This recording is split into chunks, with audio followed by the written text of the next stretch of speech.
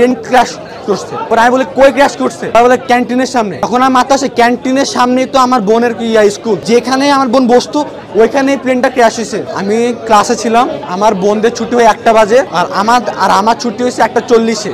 তো আমি যখন ক্লাসে উপস্থিত ছিলাম তখন একটা আওয়াজ হয়েছে অনেক জোরে একটা আওয়াজ হয়েছে। পরে আমি আওয়াজ শুনেই আমি দৌড় দিয়েছি, দেখি প্রত্যেকটা ছেলে মেয়ে দৌড় দিতেছে।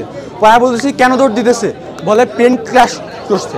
পরে আমি বলি কই ক্র্যাশ করছে, পরে বলে ক্যান্টিনের সামনে। এখন আমার মাথা আসে ক্যান্টিনের সামনেই তো আমার বোনের স্কুল, ওর কি হয়েছে। পরে আমি দৌড় দিচ্ছি, আমি দৌড় মারে দেখি আমার বোন যেখানে বসে আছে ওই যেখানে আমার বোন বসতো ওইখানেই প্লেনটা ক্র্যাশ হয়েছে। আমি পাগলের মতো খুঁজতেছি আমার বোনকে, আর বোনকে আমি পাচ্ছি না। আমি পরে দৌড়াতে আমি দেখি যে ক্যান্টিনের মধ্যে আমার বোন দাঁড়িয়ে আছে, ওর মাথা দিয়ে ব্লাড ব্লিডিং হচ্ছে, প্লাস ওর হাত পা সব ফোসা ফুটে গেছে। প্লাস আমি যখন যাই তখন দেখি যে অনেকগুলো বাচ্চা 2 ভাগ হয়ে আছে, অনেকগুলো বাচ্চা ছোট ছোট বাচ্চা 2 ভাগ হয়ে আছে, গেটের সামনে 2 ভাগ হয়ে পড়ে আছে। অনেক গার্জিয়ান 2 ভাগ হয়ে আছে, কেউ নর্মালি মারা যায় নাই, প্রত্যেকটা সিভিয়ার খুবই খারাপ অবস্থা হবে, প্রত্যেকটা বাচ্চা প্রত্যেকটা গার্ডিয়ান এভাবে মারা গেছে। তখন আমি আমার কি যে বোনকে নিয়ে আমি লুবানাতে যাই, তখন তারা স্যালাইন দেয়। তারপর স্যালাইন দেওয়ার পরে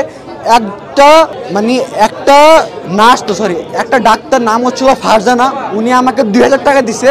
উনি আমাকে চিনেও না, উনি আমাকে 2000 টাকা দিয়ে বলছে ধরো আব্বু। উনি আমাকে ধরে কান্না শুরু করছে, আব্বু ধরো, তুমি তোমার বোনকে নিয়ে যাও, যত যা লাগে নাও। উনি এত একজন ভালো মানুষ, উনি আমাকে অ্যাম্বুলেন্স ঠিক করে দিছে। তারপর আমি ওই অ্যাম্বুলেন্সে করে আমি আমার বোনকে নিয়ে আসছি। তখন এখান থেকে তখন তারা আমাদের ট্রিটমেন্ট করে, তারপর ট্রিটমেন্ট করে আমাদের কোর্টে আনে।